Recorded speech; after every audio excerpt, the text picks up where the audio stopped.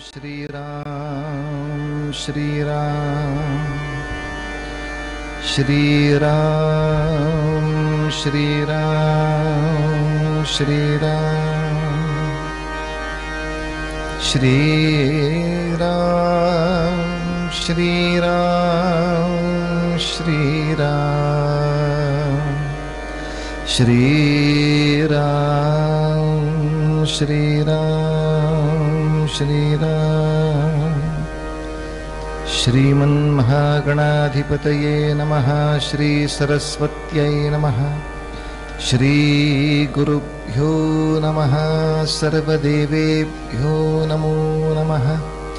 वक्रतुंड महाकाय सूर्यकोटिसमप्रभ निर्विघ्नं कुरु मे देव सर्वकार्येषु सर्वदा।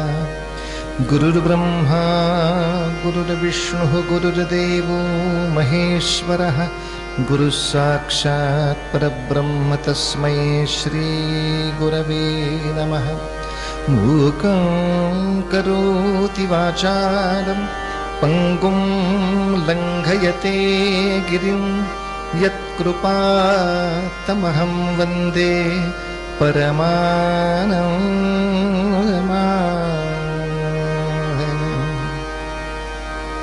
मरने धसा मरने धनि रे निध मध मने निध सा धसा रे रे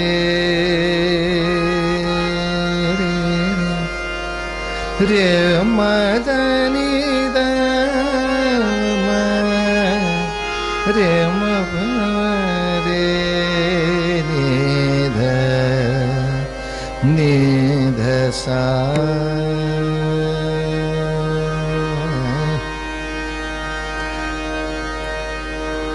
जय हरि जय जय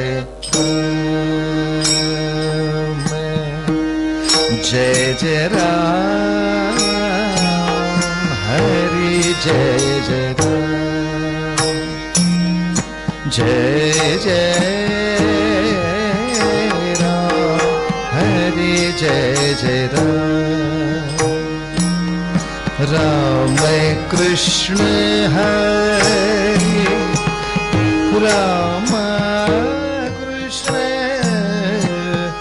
हरि हरि हरि जय जय राम जय जय राम कृष्ण हरि हरि जय जय राम जय जय राम कृष्ण हरि जय जय राम। रामा गोवर्धन धर गोपालन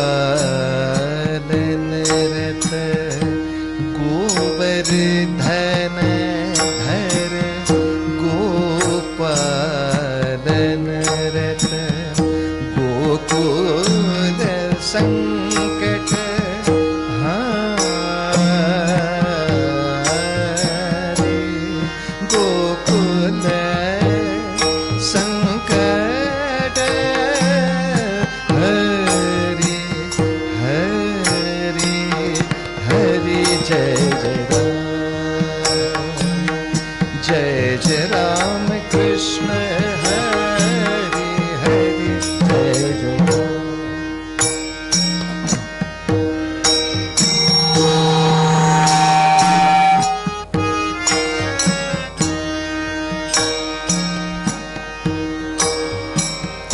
जय जय राम राम राम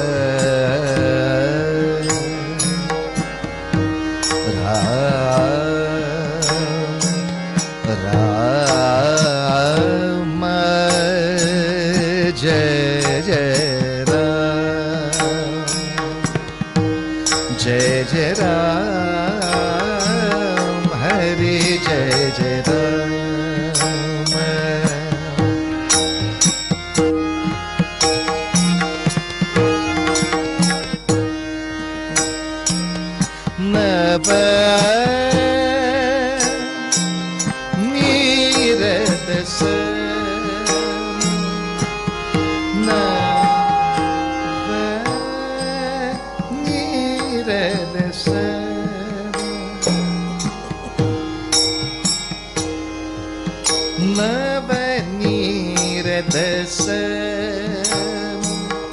नव नव नव नीरद से नव नव नव नीरद से नवनीत प्रिय नवद विनोद विहारे हरि हरि हरि जय जय राम हरि जय जय राम जय जय राम जय जय राम जय जय राम हरि जय जय राम हरि जय जय राम जय जय राम जय जय राम जय जय राम हरि जय जय राम दुर्वासोनुत दुःख विमोचक दुर्जन संगम हरि जय जय राम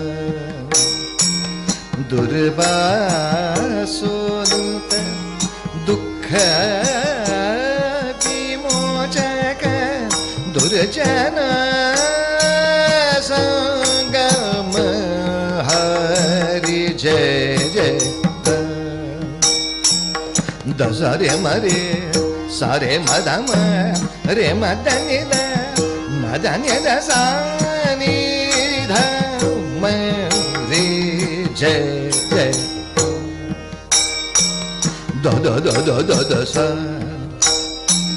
द द द द सा सा सा सा सा रे रे रे रे रे म म म म म द द द नि नि नि द द सा सा सा सा नि नि नि द द द म म म रे रे रे नि द सा सा सा सा नि नि नि द द द म म म रे रे रे नि द सा सा सा सा नि नि नि द द द म म म रे नि द सा जय जय राम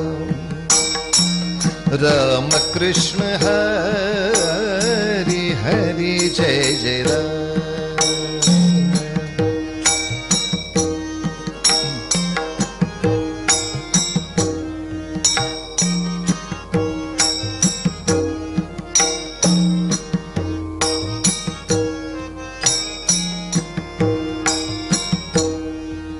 अजून एक चाहिए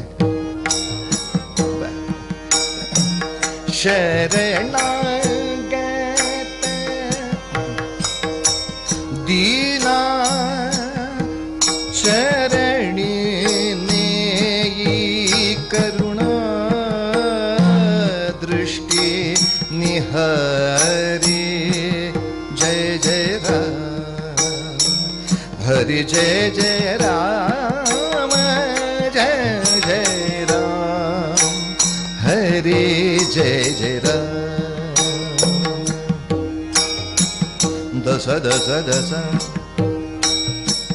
जय जय राम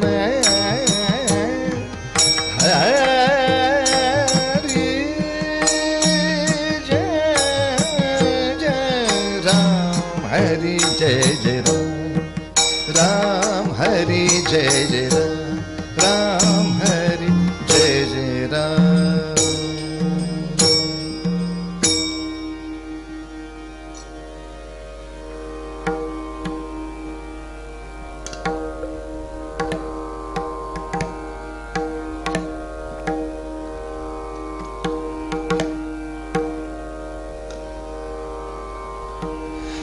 ये सद्गुरु राया कीर्तनी ये सद्गुरु राया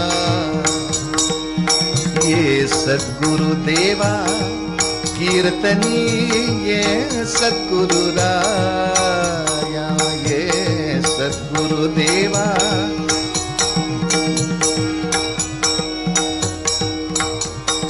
ये सारे गरे जाने ये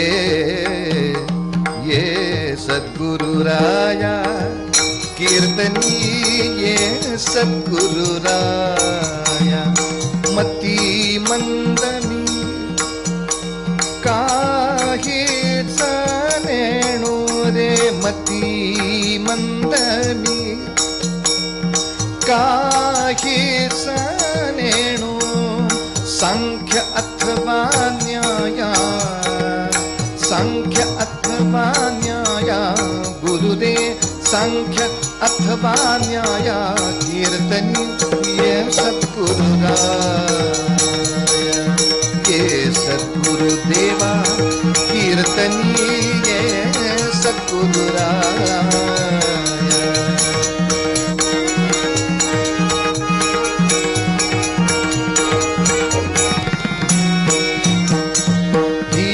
दीन परी मनास वाटे, हीन दीन परी मनास वाटे, इच्छा तव गुण गाया, इच्छा तव गुण गाया गुरु रे, इच्छा तव गुण गाया कीर्तनी ये सद्गुरुराय, ये सद्गुरुदेवा कीर्तनी ये सद्गुरुराय।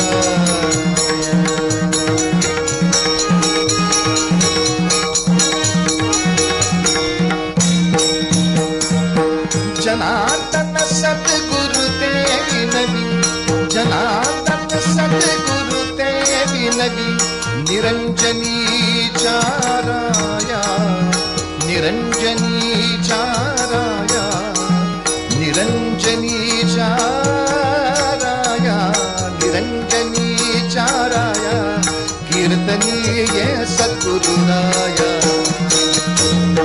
ये सद्गुरुदेवा कीर्तनी ये सद्गुरुराया, ये सद्गुरुराया, ये सद्गुरुराया। जन्मनामार्थसारा जयाने सदा वासनामातकेला,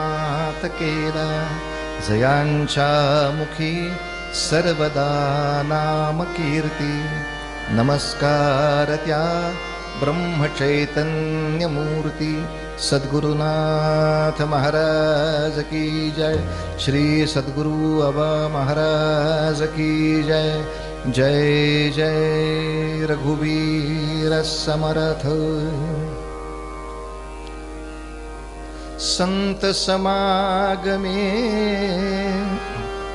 सुखाच्या त्या राशी, संत समागमे सुखाच्या त्या राशी, संत समागमे संत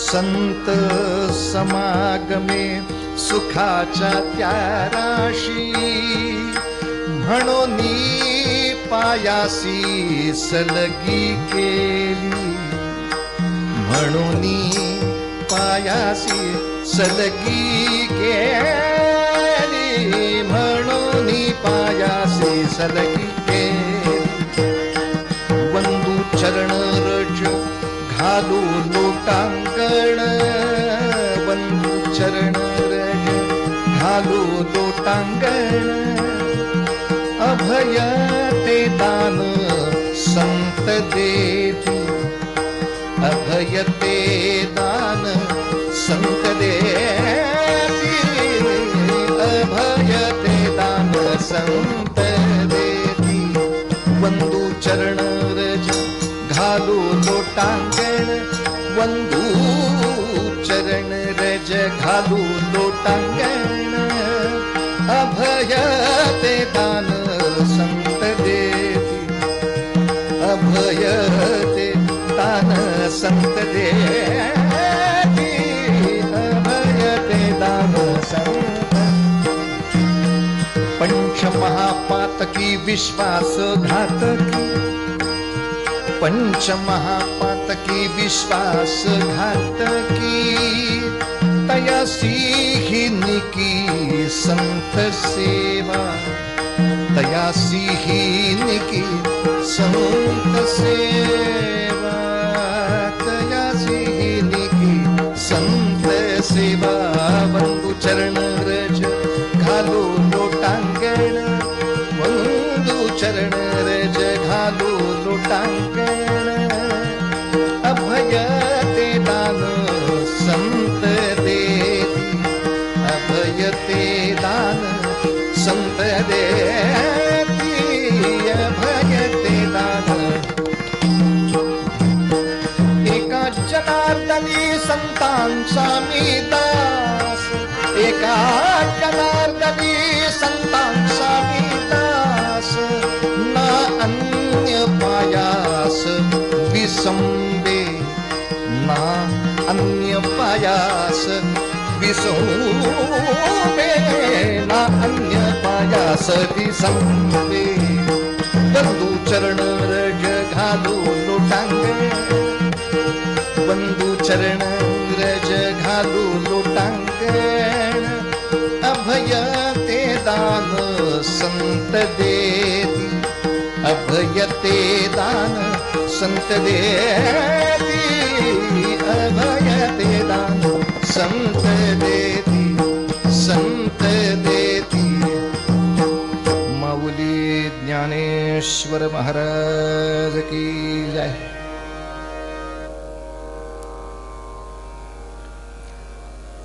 एका दिशेनं रामकथा आणि एका दिशेनं शिवकथा या नियमाला आज थोडासा बाजूला करून एकादशी निमित्त वेगळं कीर्तन असा संकल्प केलेला आहे. त्यामुळे कालचा धागा आज नव्हे, उद्यापासून परत त्या धाग्याला पकडून राज्याभिषेकापर्यंत वाटचाल करूया. आज एकादशी निमित्ताने पारंपरिक पद्धतीनं अभंग थोडे ऐकावे अशी इच्छा म्हणून पारंपरिकच चाल घेतली. ही संप्रदायाची पारंपरिक चाल आहे. देवाची ये द्वारी उभा क्षणभरी तन द द द द द ही साधारणतः एक विशिष्ट पद्धती आहे. पण चालीबरोबरच या परंपरेमध्ये एक विशेष असं आहे की पारंपरिक अभंग गाताना दुसऱ्या ओळीला ध्रुवपद म्हणतात, पहिल्या ओळीला म्हणत नाहीत. उदाहरण सांगतो म्हणजे पटकन कळेल. देवाची ये द्वारी उभा क्षणभरी तेणे मुक्तिचारी साधी गेल्या, पहिली ओळ. हरिमुखे म्हणा पुण्याची गणना कोण करी, दुसरी ओळ. असोनी संसारी जिव्हे बेगू करी वेदशास्त्र उभारी बाह्या सदा. आता ध्रुवपद म्हणायचं आहे, मग देवाची ये द्वारी म्हणायचं का? नाही. दुसरी ओळ. हरिमुखे म्हणा पुण्याची गणना कोण करी. चौथी ओळ. ज्ञानदेव म्हणे व्यासाची ये खुणे द्वारकेचे राणे पांडवा घरी. आता ध्रुवपद म्हणजे देवाची ये द्वारी नाही. हरिमुखे म्हणा पुण्याची गणना कोण करी. पंढरीनाथ महाराज की. ही खरी पारंपरिक अभंग म्हणण्याची पद्धत आणि ती अधिक योग्य. कशासाठी? की ती ओळ संपल्यानंतर सिद्धांत आहे तो दुसऱ्या ओळीत आहे ना. जे का रंजले गांजले त्याची म्हणे जो आपुले, पहिली ओळ. दुसरी. तोची साधू ओळखावा देव तेथेची जाणावा. म्हणजे ध्रुवपद कोणतं आहे? तोची साधू ओळ. जे का रंजले गांजले हे ध्रुवपद नाहीये. यातलं प्रमुख ओळ कोणती आहे अभंगातली? साधूची लक्षणं सांगणारा अभंग आहे. मग परत परत कुठली ओळ यायला पाहिजे? तोची साधू ओळखावा देव तेथेची जाणावा. दया करणे जे पुत्रासी तेची दासा आणि दासी असा जो असेल तोची साधू ओळखावा देव तेथेची जाणावा. तुका म्हणे सांगू किती तेची भगवंताच्या मूर्ती. कोण? तोची साधू हे ध्रुवपद. पण झालं काय? परंपरेपेक्षा आपण जरा वेगळ्या चाली म्हणू असं मनात आलं. चाली चांगल्या लागल्या पण हा नियम बारगळला आणि सगळी ध्रुवपद पहिल्या ओळीवर आली. त्यामुळे नवीन सालीमध्ये तो घोळ होतो बघा. देवाची ये द्वारी उभा क्षणभर. आता कडवं. असोनी संसारी जिव्हे वेगू करी रे. असोनी संसारी जिव्हे वेगू करी. वेदशास्त्र उभारी माया सदा. ओळीचा अर्थ काय होता? असोनी संसारी, जिभेनं वेगाने म्हण. आणि हेच वेदशास्त्र सांगतायत, तर काय म्हण ते येतच नाही. देवाची येत हे म्हण नाही, हरिमुखे म्हणा, हरिमुखे म्हणा. तो सिद्धांत होता. म्हणजे असोनी संसारी जिव्हे वेगू करी. कशाचा? हरिमुखे म्हणा. देवाची ये द्वारी हा सिद्धांत नाहीये, तो फक्त साधना मार्ग आहे. विचार करणाऱ्यांसाठी आहे. जाऊ दे म्हणतायत ना, या सवड शास्त्रामध्ये हे सगळं बसत नाही. मग जाऊ द्या, सगळी गंमत आहे. पण साधारणतः सिद्धांत हा दुसऱ्या ओळीला असल्यामुळे आत्ता मुद्दाम पारंपरिक पद्धतीनं गाताना संत समागमे सुखाच्या त्या राशी म्हणून पायाशी सलगी केली. पहिली ओळ. दुसरी ओळ. वंदू चरण रज घालू लोटांगण अभय ते दान संत देती. तिसरी ओळ. पंच महापातकी विश्वास घातकी तयासी ही निकी संत सेवा. ध्रुवपद वंदू चरण रज. संत समागमे घ्यायचं नाही इथे. घालू लोटांगण अभय ते दान संत देती. एका जनार्दनी संतांचा मी दास. शेवटची ओळ. न अन्य पायास विसंवे. ध्रुवपद वंदू चरण रज घालू लोटांगण अभय ते दान संत देती. पंढरीनाथ महाराज की जय. सप्ताहाचा अभंग आहे. 7 दिवस चिंतन करता येतं, पण 8 दिवसात संपवणार. तर राम गावाला रामाच्या सिंहासनापर्यंत न्यायचं आहे मला उद्यापासून. पण एकादशी आली म्हणजे बुवांना सूचना मिळते, काउंटडाउन शुरू हो गया आपका. अब 4 दिन ही बचे हैं, जिंदगी 4 दिन की है आपके पास. अमावस्या को ढिशक्याऊं. द्वादशी त्रयोदशी चतुर्दशी अमावस्याला चंद्र मावळला. तेव्हा त्या सगळ्या गणितामध्ये सगळं आवरलं पाहिजे. जे काही मांडलंय ते आवरेल. असा विषय वेगळा एवढ्यासाठी संत समागमे सुखाच्या त्या राशी म्हणून पायाशी सलगी केली. 2 शब्दांचे अर्थ. व्यवहारामध्ये विचित्र आहेत, ते सांभाळून पारमार्थिक चिंतनामध्ये नीट वापरायचे. कोणते 2 शब्द विचित्र आहेत? एक म्हणजे समागम आणि दुसरा विचित्र शब्द समाजात आहे तो म्हणजे सलगी. सलगी करणे या गोष्टीचा समाजातला संदर्भ स्वार्थासाठी कुणाचं तरी लांगून चलन, लाळघोटेपणा, मागे मागे अशा रीतीचं प्रसंगी असभ्य वर्तन, याला सुद्धा सलगी म्हणतात.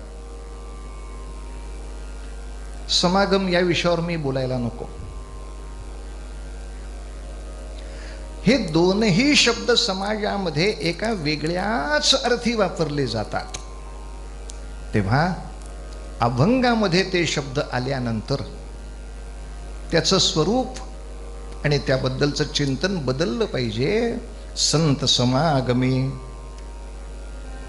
सुखाशा त्या राशी, इथे समागम शब्दाचा अर्थ फक्त सहवास इतकाच घ्यायचा आहे. आणि म्हणून पायाशी सलगी केली, याच्यामध्ये चरणात जवळ येणं इथपर्यंतचाच विचार करायचा आहे. सलगी ही प्रत्येक वेळेला वाईट गोष्टीसाठीच केली जाते असा गैरसमज आहे. चांगल्यासाठी सुद्धा केली जाते. आता एक छोटंसं चिंतन त्यामागे असं की म्हणले, महाराज तुमच्या इतर आध्यात्मिक चिंतनाला छेद देणारं चिंतन मांडताय. कारण सगळ्या आध्यात्मिक चिंतनामध्ये बहुतांशी ठिकाणी चिंतन कसलं येतं?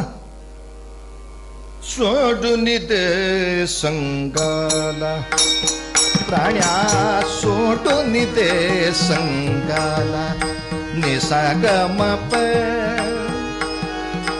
गमप नीद पप धमप गम गम गमप, सोडून दे संगाला प्राण्या, सोडून दे संगाला. मनुष्याने निसंग झालं पाहिजे, संग सोडला पाहिजे. आणि तुम्ही म्हणतायत संग करा, विरोधाभास नाहीये का? सोडून दे संगाला. का बरं?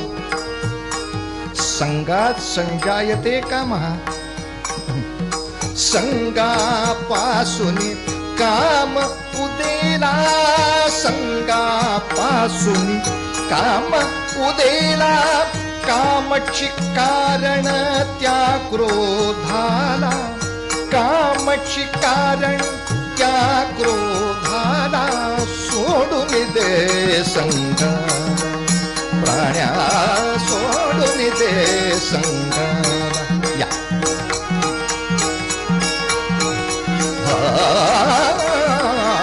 सोडून दे संगाला, द्या सोडून, सोडून दे संगाला प्राण्या, सोडून दे.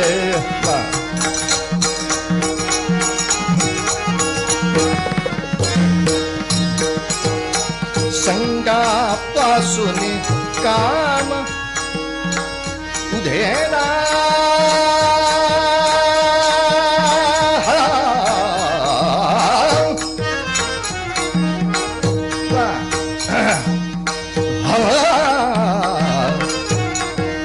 माणसं झोपली नाही पाहिजेत.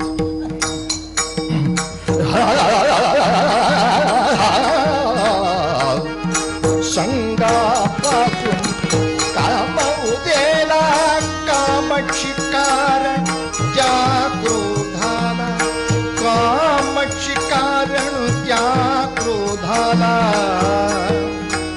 सोडून दे संगाला प्राण्या, सोडून दे संगाला प्राण्या, सोडून दे संगाला, सोडून संगाला. संगात संजायते कामः, कामात क्रोधो विजायते, क्रोधात भवति सम्मोहात, सम्मोहात स्मृतिविभ्रमः, स्मृतिभ्रंशात बुद्धिनाशो, बुद्धिनाशात संपलं.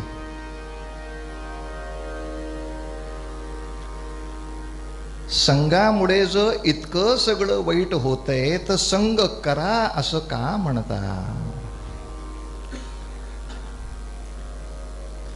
पुन्हा एकदा चिंतन मांडत असताना किंवा ऐकत असताना आणखीन काम तिखट करा. इथे जो शब्द आलाय संगात संजायते कामः, काम शब्दाचा अर्थ पुन्हा आपल्या व्यवहारात विचित्र आहे. अध्यात्मात विचार केला पाहिजे. आध्यात्मिक चिंतनामध्ये काम या शब्दाचा अर्थ मी अपूर्ण आहे, कोणाकडून तरी त्या माझ्या आनंदाची पूर्तता होणार आहे अशी अपूर्णतेची जाणीव, दुसऱ्याकडून काहीतरी मिळावं अशी अपेक्षा म्हणजे काम. त्या अर्थाने व्यवहारात आपण बोलतोच. दारी कुणी आला तर विचारतो काय काम आहे. आता इथे काय काम आहे या शब्दाचा अर्थ जो घेतला तोच की त्याच्याकडे काहीतरी नाही, ते मी दिल्यामुळे त्याची पूर्णता होईल असं त्याला जे वाटतं आहे ते काय आहे ऐकू. पण गीता मला असं सांगतेय, कोणाचाही सहवास, संग म्हणजे सहवास, इथे सहवास घ्यायचा. समागम किंवा संग या दोनही शब्दांचा अर्थ सहवास इतकाच. कोणत्याही सहवासाने मनुष्यामध्ये काम निर्माण होतो. संगात संजायते. आपण म्हणाल काय विचित्रासारखं बोलता, जरा आपलाच विचार करा म्हणजे कळेल गीता किती खरं सांगतेय. कशाचाही सहवास हा आपल्यामध्ये अपूर्णता निर्माण करतो आणि त्याच्या अपेक्षेची दृढता करतो. आता एका सामान्य गोष्टीबद्दल सांगतो. दारं नवीन केली घराची, त्या सुतारांनी बुद्धिपुरस्सर जमिनीपासून थोडंसं अंतर ठेवून दार केलं, कारण पावसाळ्यात ते फुगतं.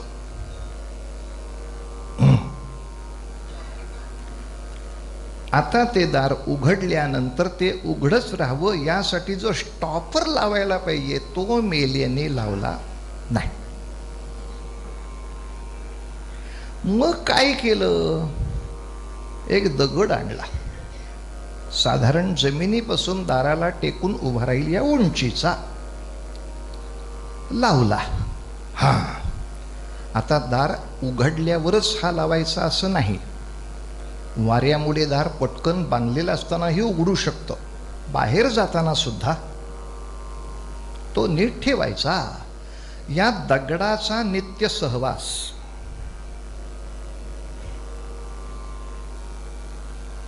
जर कीर्तनावरनं मी घरी गेलो, कुलूप उघडलं, दार उघडलं आणि दगड जागेवर दिसला नाही, अगं बाई चोर येऊन गेला का काय घरात.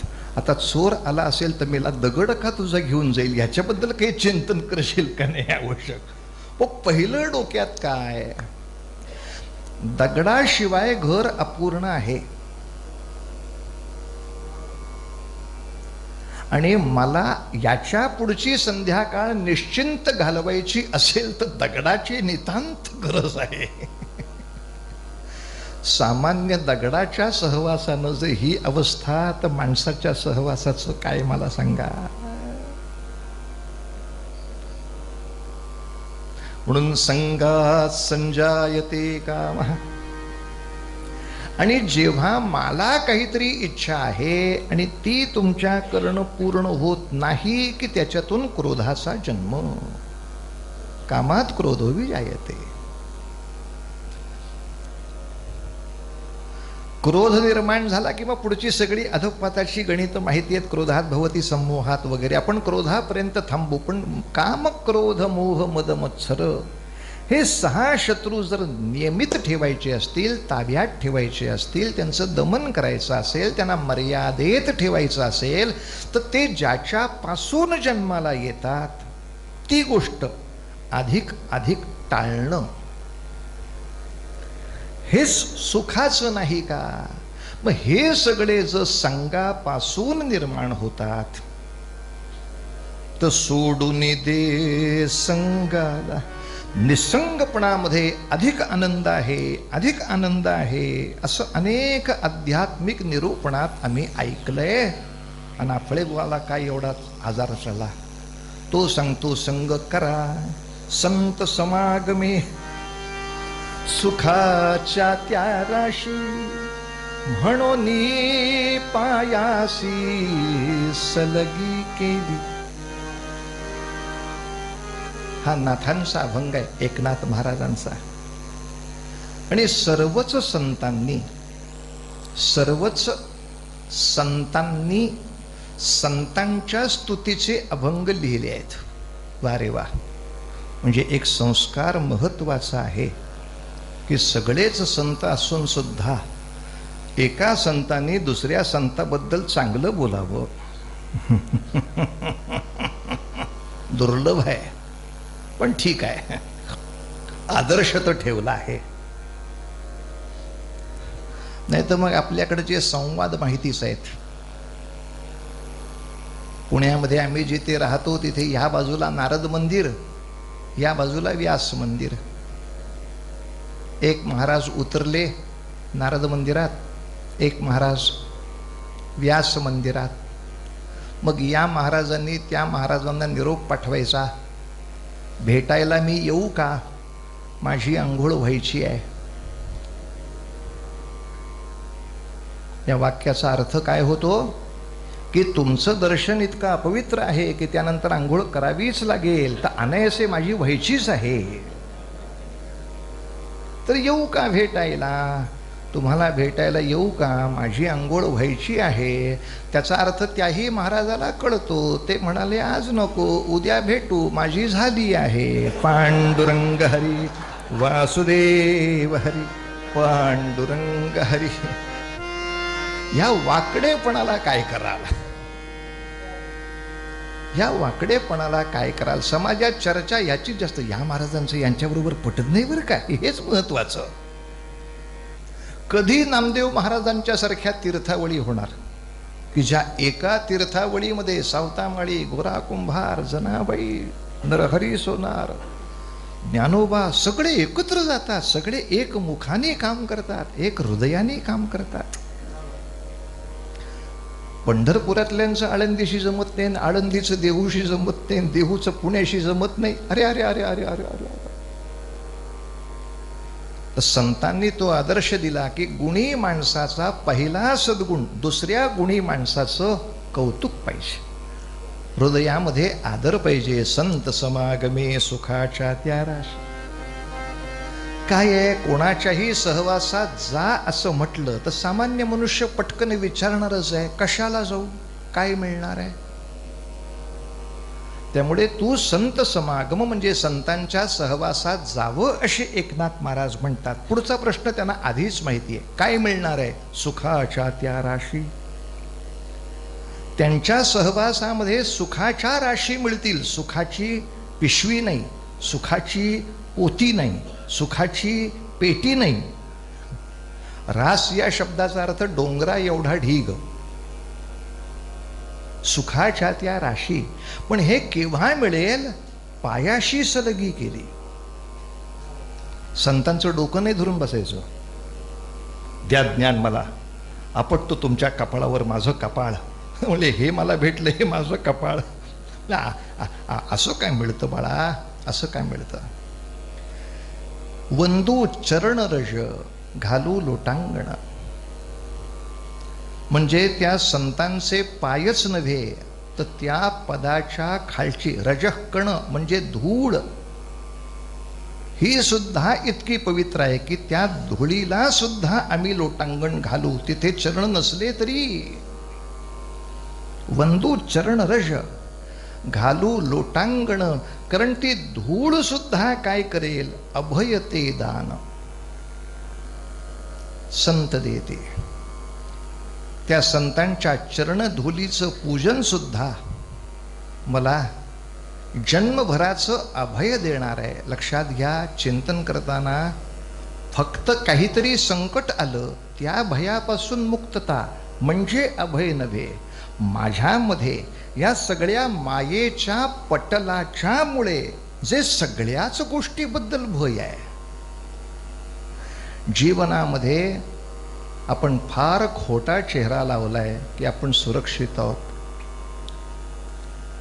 पण जरा उलट वळून बघितलं की आपल्याला माहिती आहे, आपल्याला प्रत्येक गोष्टीचं भय आहे. प्रत्येक आरशामध्ये बघितल्यानंतर सुद्धा तो आरसा सांगतो की उद्या तू हा नाहीयेस. कपडे अंगात घातले की कपडे सांगतात उद्या मी तुझ्यापाशी नाहीये, असा तरी नाहीये. अन्न मला सांगतं उद्या तू मला असं सेवन करू शकणार नाहीयेस. सगळे डोळे वटारून बसलेले आहेत. आज जे काही आहे ते तुझ्यापाशी उद्या नक्की नाहीये, लक्षात ठेव. ह्या सगळ्या मायापटलाच्या भयापासून अभयते दान संत देती. आणि एवढ्यासाठी आपल्या कीर्तन परंपरेमधले एक श्रेष्ठ संत कवी शिवदिन केसरी यांनी फार सुंदर शब्द वापरला आहे. त्या सद्गुरूंच्या कृपेसाठी सारे ग प द प ग रे ग रे ग रे.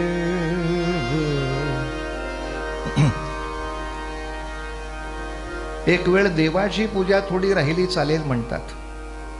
संत पूजा, गुरुपूजा ही मात्र माझ्या जीवनातली टळू नये. जमलं तर दोन्ही करावं, पण एकच करायला वेळ आहे असं जर म्हटलं तर मग काय निवडावं? देव पूजा देव धा दिन दिन धारा धिन दिन धारा तिन तिन तात क दिन दिन धारा दिन दिन दा. माझी देव पूजा देव पूजा, माझी देव पूजा देव पूजा, माझी देव पूजा देव पूजा, माझी देव पूजा देव पूजा, माझी देव पूजा. वा. देव पूजा देव पूजा चरण तुझे गुरु राजा, चरण तुझे चरण तुझे चरण तुझे गुरु राजा. देव पूजा देव पूजा, माझी देव पूजा देव पूजा, माझी देव पूजा देव पूजा.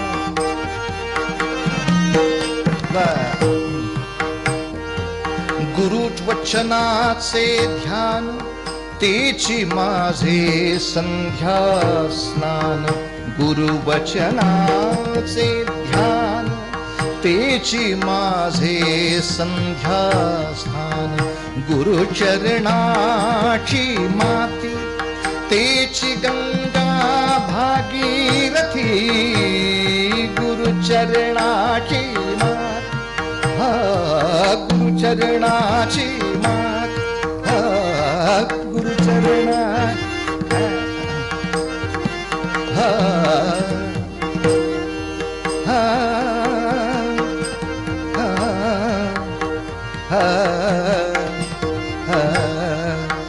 गुरुचरणाची तेची गंगा भागीरथी.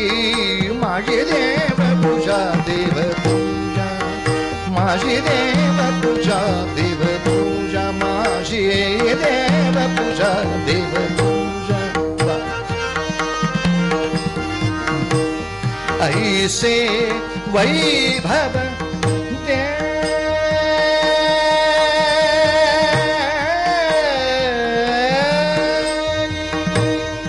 ऐसे वैभव देई. ऐसे आज दोघांची नावं येऊन गेली. वैभव देई. वा. ऐसे वैभव देई शिवदिन केसरी. गुरुचे पायी, गुरुचे पायी देव पूजा देव पूजा, माझी देव पूजा देव पूजा, माझी हो देव पूजा देव पूजा, देव पूजा देव पूजा. सद्गुरुनाथ महाराज की जय. या पदाबद्दल चिंतन करताना सुद्धा विवेक करा बरं. हो, नाही तर गुरुवचनाचे ध्यान त्याची माझे संध्या स्नान. चला उद्यापासून आंघोळ कट. मी ज्ञानेश्वरांना गुरु मानतो. सकाळी उठून एक अध्याय वाचला की स्नान पण झालं, संध्या पण झाली. पाणी बचाव आंदोलन. आई वडील म्हणत होते, अरे गंगा किनारी मला जरा गंगा स्नान करून आण रे. आळंदीला जाऊन तिथली माती घेऊन येणारे, गुरुचरणाची माती. ती माझ्या वडिलांच्या कपडाला लावली की ती जी गंगा भागीरथी. बसला बाप घरात. असाही वेडेपणा नाही करू. याच्यामध्ये गुरुवचनाचे ध्यान किंवा गुरुचरणाची माती हे गुरु महिमा सांगण्यासाठी आहे. याचा अर्थ स्नान संध्या करू नये किंवा गंगेला जाऊ नये असा नाही अर्थ दिला. स्नान संध्या गंगा स्नान याही सगळ्या गोष्टी कर्मकांडाच्या धर्मकारणाच्या आवश्यक आहेत, त्या कराव्यात. पण त्यापेक्षा ते सगळं करत असताना त्याच्या मागे आपली भावना काय पाहिजे, यासाठी गुरुवचनाचं ध्यान कायम ठेवावं. इतकाच तारतम्य. विवेकाने कोणतीही गोष्ट घ्यायची. कोणत्याही वाक्याचा एकार्थी अर्थ कधी काढू नये. सम्यक अर्थ काढावा. संत कशा तऱ्हेनं सांगतात. नाही तर मग एकनाथ महाराजांचा अभंग आहे, त्यांनी जनार्दन स्वामींचं सगळं ऐकलं आहे, मग आंघोळीचं सोडलं का? हो, जनार्दन स्वामींचं ध्यान करतोय ना, मग आंघोळ कशाला करू? असा घोळ आंघोळ न घालता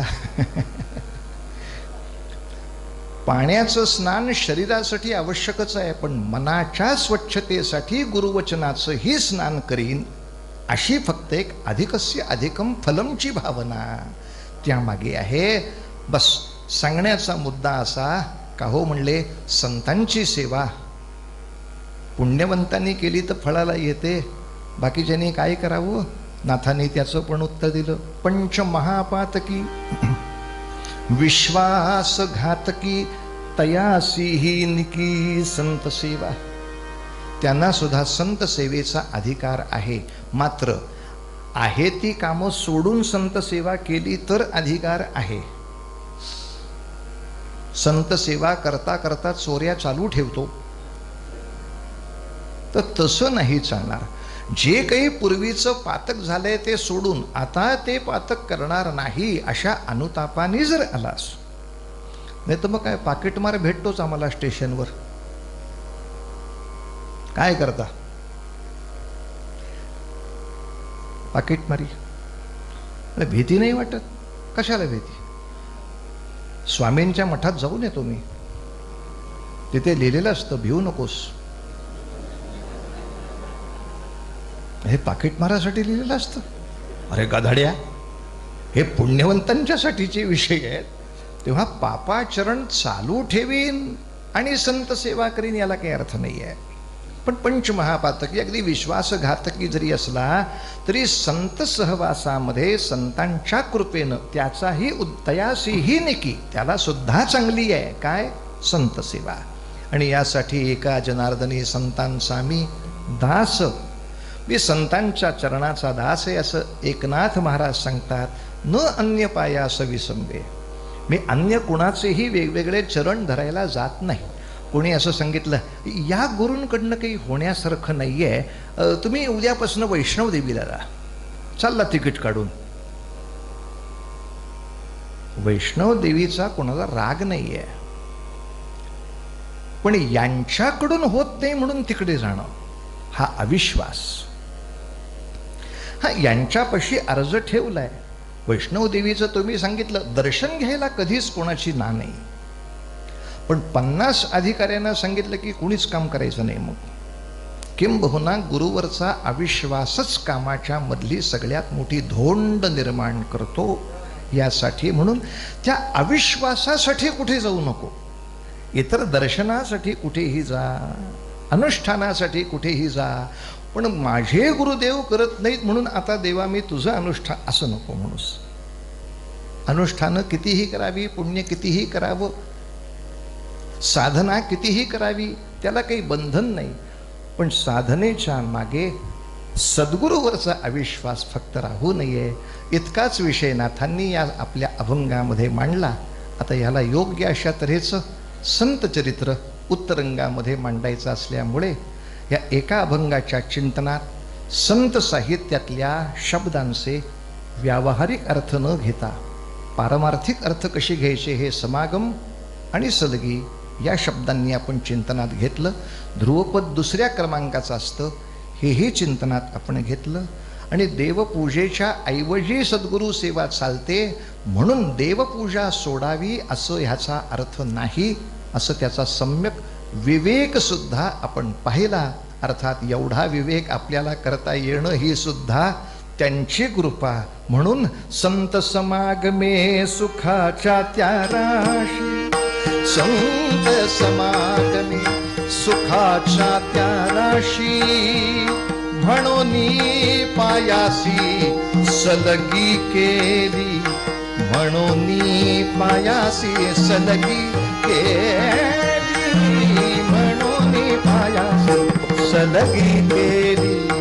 वंदू चरण रज घालू लोटांगण, वंदू चरण रज घालू लोटांगण, अभय ते दान संत देती, अभय ते दान संत देती, अभय ते दान संत देती, संत देती.